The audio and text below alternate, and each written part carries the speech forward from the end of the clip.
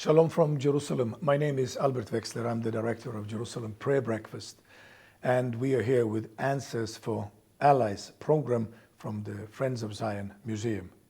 We are here together with Yossi, Levy. Now, Yossi, you have been working for the Israeli security services for almost 2 decades, and you are a former combat unit fighter yourself. Sure. And we actually got to know each other through a friend of a friend, and for me it all started the moment that our son was mobilized, called up on the very first day that this horrible attack happened on Shabbat, the 7th of October. He was spending the first night on some parking lot with his combat unit friends. And then I got a call from him saying, "Daddy, we don't have the gear. We don't have enough equipment." And you know, as a father, this is the first thing you do. You start thinking, my boy is not going to the battle without the bulletproof vest. And they were sent. They were sent for 30 hours. They were in Kfar Aza, in the battle areas. And so, we were in a frantic search for answers. Sure. Because in one way, there were friends from abroad telling me, look, we have located, army storehouses, warehouses full of bulletproof vests. And we learned very quickly it's impossible to send them into Israel. We had to find a solution. And I'm so happy I found you. Thank you. So can you a little bit elaborate why in the world do we have such a lack of equipment? So I think that in order to understand the problem, you need to look at the broader picture.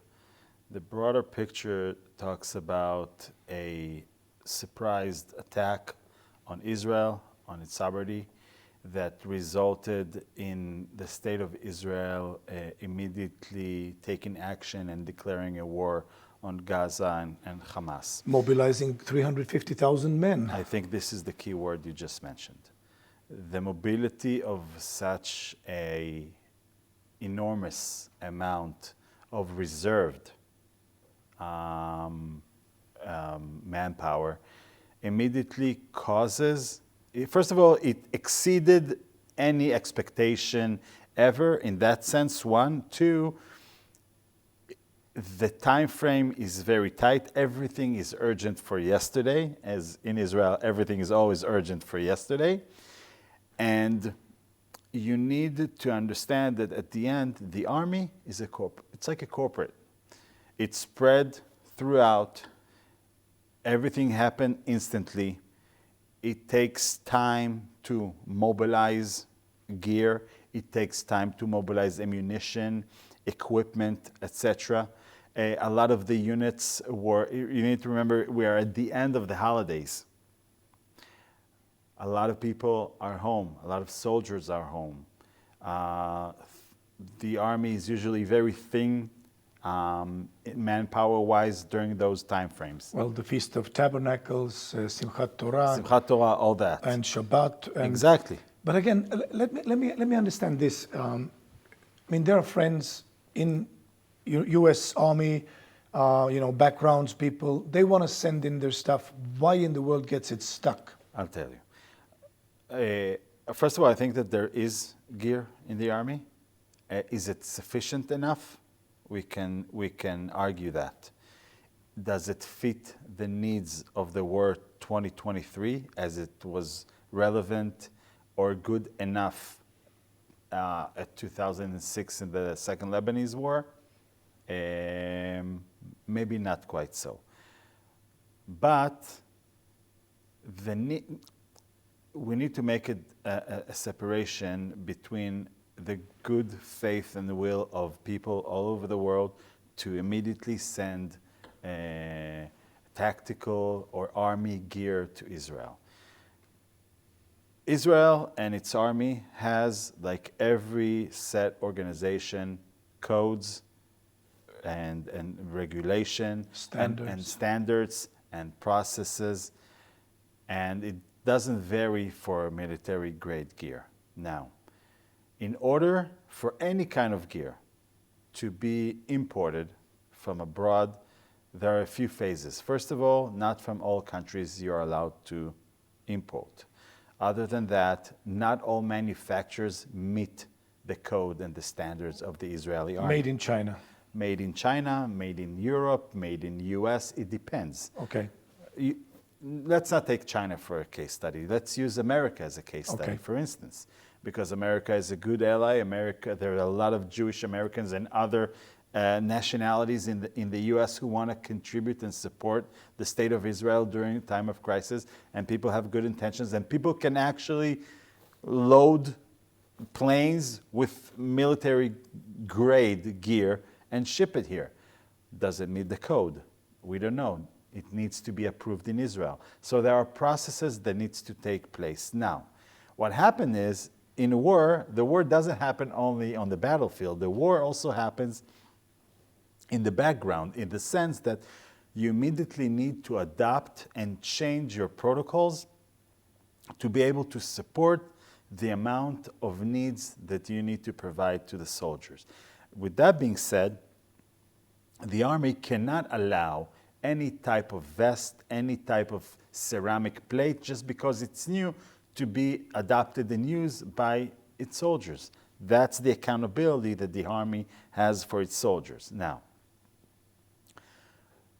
in day-to-day situation, if a army supplier or manufacturer develops a vest with ceramic plates, there's no pressure of war. There are labs that work with the army. They send the gear to be tested. Once it's approved, it can be deployed and used in the army.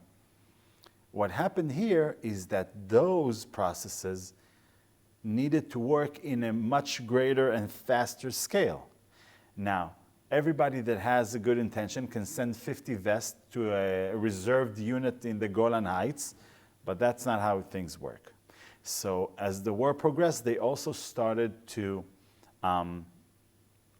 tighten the regulation and make it more strict.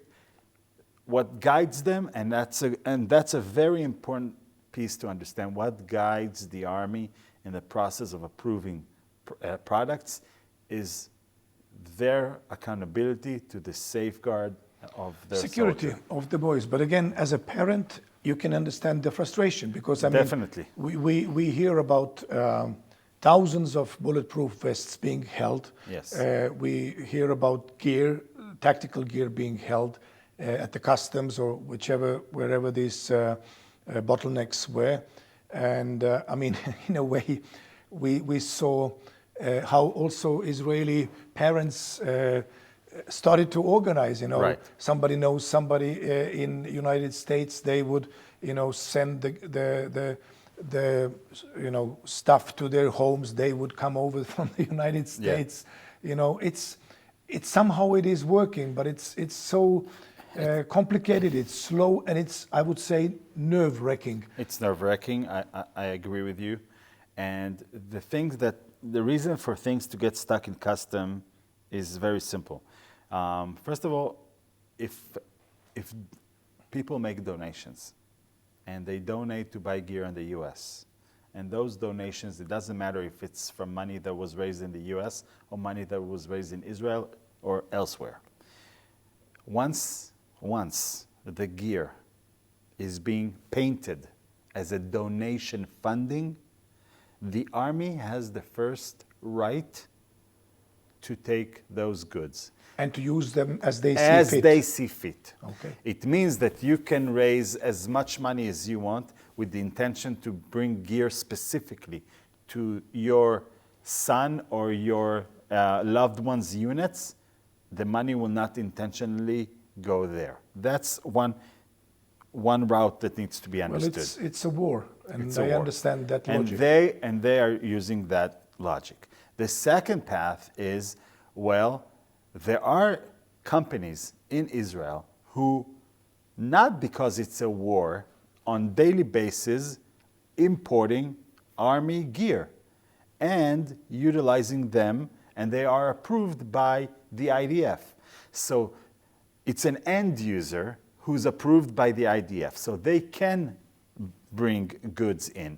But the process is longer, custom is longer, shipment is thinner, less airlines who operate on. Well, we don't basically have any foreign airlines operating. It's El Al and Arkia and Exactly. Israel only. Exactly. So in between that, you need to put the time perspective. Now, you need to understand that once gear comes to Israel, even if it's through a approved import supplier that works with the MOD and the IDF, it doesn't mean that if he gets it today, he can deliver it to the army tomorrow. It needs to go through the process of vetting. What does the process of vetting mean? If it's to bullet test ballistic test, the ceramic plates, if it's to do ballistic shredding tests for helmets, these things takes time. Now, not only that it takes time, you need to be able to import an X amount of quantity, I don't want to go into specific numbers, an X amount of quantity to be qualified to send it to this ballistic testing. So it's kind of complicating on both ends. Now, the result is the long time frame that it takes. Yossi, let's talk about the needs. Now, I understand that there is the regular army part. It's about 25% of the army, and 75% of Israeli army is the reservists. Yes. Now, I think that the biggest trouble is with the reservists, but then there are also something we call kitot konenut, the volunteer security teams, and it became really urgent. Now, your family was evacuated from the north. Yes. You are 2 kilometers and 180 meters from the Lebanese border. And it took the government a long time to recognize you because you had this extra 180 meters that made you feel very safe. I'm trying to be very cynical here, but again, the needs are huge because, I mean, I'm getting calls from people asking for the bulletproof vests, asking for the tactical helmets. I think you are getting 100 times more calls. I think it's sad and it's ridiculous. It's as if we're living in a state that has never seen the days of war, and all of a sudden the war comes and everybody's unprepared. Now, again, I make a complete separation between the good intention of the people and their capabilities as much as they can provide themselves with gear, as opposed to how the government, the army, the home front, the townships, the Minister of Defense, how much all those entities put efforts into those first responders teams, the kitot konenut. People need to understand, kitat konenut is an entity that is this is the first responders. It was proven down south in the Gaza border. These are the first responders. They take the blow. They take the blow. They are the first to respond. They put their life on the front. They take the risk, but they are not always fully qualified in multiple senses. Because they are not part of the regular army. They are not part of the regular army. They are not in reserve constantly. They do 2 or 3 training sessions a year. Some are more, but again, it depends also on the proactiveness of whoever runs this operation in that specific area. They have gear. It's not always adequate. It's not always up to code. They have rifles, but the rifles are not always with them. They don't necessarily always carry them around. Let me try to understand this. The numbers, like how much do we need? How big is the need in your estimate? I know it's not going to be a total and professional general estimate, but just your estimate. What do you think? Where are we? How big is the need? From a kitot konenut perspective? From the perspective of the reservists and the first responders. Well, again, It depends because, again, I think it's the tens of thousands. Tens of thousands of bulletproofs, Vests? I think, yes, because... helmets. How many helmets you think? Well, helmets varies because you need to remember that a lot of the reserved are not all combat fighters. A lot of them are logistics, our back office, our support, our maintenance. It's not less important, but they're not necessarily at the front line, and they are not necessarily in need of the same safety measures as the combat fighter. Well, I will give a very, very simple example. I mean, we live in a Jerusalem suburb. We have our first responders basically checking every car that comes in as the sun sets, and they are staying out there until the morning breaks. I don't see them having bulletproof vests. They don't have the helmets. They are friendly looking, elderly gentlemen, and I don't see even weapons at the display. I hope they have weapons ready, but I don't think they are equipped. And again, we are, and you know, our little town, it's surrounded pretty much with Arab villages, and after the October 7, you have all kinds of thoughts running through your head. Exactly. Again, lack of funding. Lack of funding, lack of importance in the prioritized processes. And you need to also remember that some of them, I would even assume that all of them, do carry pistols, for instance, licensed pistols. But if, God forbid, any of them will need to use his pistol, that cannot be in the name, it has to be a self-defense act. It's very tricky. It's very tricky. And it can't be used as the official weapon that you have in a Kitat Konenut. Kitat Konenut should have assault rifles, period. Kitat Konenut should have control and command center. They must have, because I believe that your township, at least in my kibbutz, there are about 150 cameras. Who supports them? Who budget them? Who train the people where to look, what to look, how to respond when they see something? How does the integration between army, police, emergency response, fire department works? What's the process? Is there a process? How many times a year do they practice it? How many times a year do they do a round table scenario where all those gentlemen, all those entities gather around a table and they talk about the possible scenarios and then how each one operates?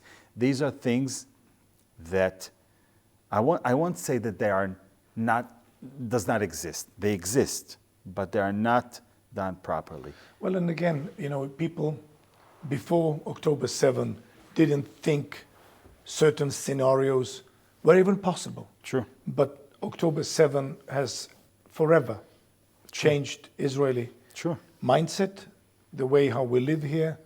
We will never be the same. I'm not only talking about the hostages, I'm not talking about the bereaved families, I'm not talking about them who have to process the pain of loss of loved ones. I'm talking also about the way how we look at our life in Israel. But, Albert, yeah. You saw my youngest boy earlier here. Sure. You know why he's here? He said, I don't feel safe staying at the hotel with both you and Dad leaving. Well, I understand him. You know, that's the first day since October 8th that my wife left the hotel.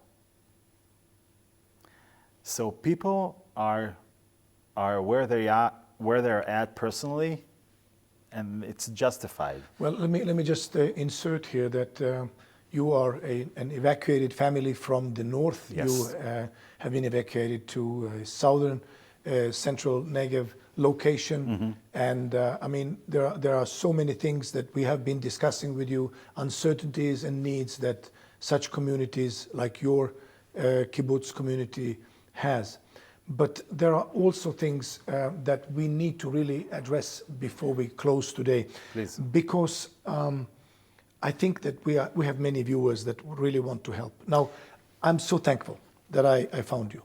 Thank you. I appreciate it. because through you we were able to provide now soon more than 100 bulletproof vests. True. And as we've discussed, we know that it's the only way that seems to work right now in Israel. They are produced in Israel. They are produced for the army, and so we were able to distribute them to those that are in big needs.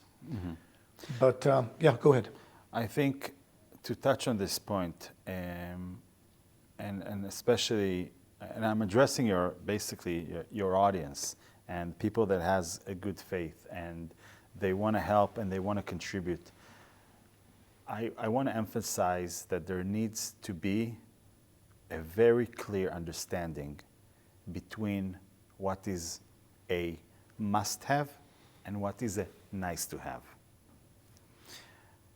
I get hundreds of calls and requests daily. Some of them directly from units. Some of them are from people who gather donors as yourself. Some of them are disturbed parents. Some of them are both on the same token. Wow. And people send me lists of requirements. Now, I think that what is a must-have are life-saving instruments. Okay? All the rest are nice to have. I see requests for Leathermans and knives and tactical outfit. I could also kind of understand. Well, but we also understand that we are now coming into a rainy season. People need the raincoats. So the raincoats will be a big issue now. Yeah. I can tell you that, again, raincoats is something that the Army has. That the Army has it to support all his active duty and reserved. 110% no. I'm not saying it. I'm not saying it from a knowledge perspective. I'm saying it just from the understanding the amount of reserved that are actively involved now. Involved engaged. now. Yeah. Exactly. But I do think that helmets are a must. Helmets is tricky, and I want, through you and through this platform, to send a very clear warning message with regard to helmets.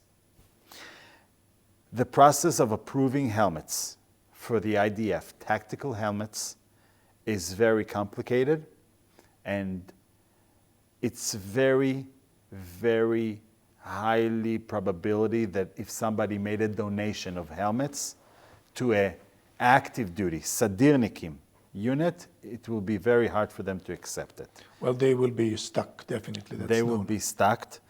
There are very few companies, US manufacturers, that develop the helmets that are 100% approved by the IDF without having to do any vetting process in Israel. It's very slim to none that donors will be able to bring that kind of gear here. But there is good gear for helmets for Kitot Konenut, and first responders. First responder teams and Army Reserve. In the Army Reserve, at the end, people are civilians. And if somebody wants to better safe protect himself with a better helmet as opposed to a helmet from 1987, and that's a true scenarios, you can understand that, and it's more up to the unit to decide if they want to do this upgrade or not. The vests are a must. The vests must be level 4 762 certified. It's of a highly probability that they will be approved and good for purchase if those ballistic testing will be conducted in Israel. A lot of people manufacture, I know, from Eastern Europe, vests that have been tested there and were found inadequate to be used here. It's a lot of good money that people in good faith, and they want to help, and it ends up being useless. Well, so what we've seen is working is your contacts that we have been able to really provide the Army certified and accepted gear, tactical gear for the soldiers. And I just want to turn to our friends watching us, and I would ask you to really pray and see whether you would be able to support this initiative, because what we've been doing is literally saving lives, and we have been using the platform of our non-profit called Global Aliyah for this operation. So if you want to make a donation, if you want to help us, if you want to participate and make our soldiers safer, then I would really ask you to open your hearts and do that. And we will send you all the information, how you will be able to transfer the funds or use the PayPal or credit card, whichever way you would love to. We have a separate way to for the US givers and sponsors. So remember, pray for the peace of Jerusalem. Israel is at war, and this is not a regular time. This is not the time and moment we have chosen. We didn't plan it. The Hamas, Iran, and its proxies, they have planned this scenario, but we need to come through this stronger, and together with you, I know we will win. So please pray for the peace of Jerusalem. They will prosper who love Jerusalem, and those who bless the seed of Abraham shall be blessed. And shalom from Jerusalem.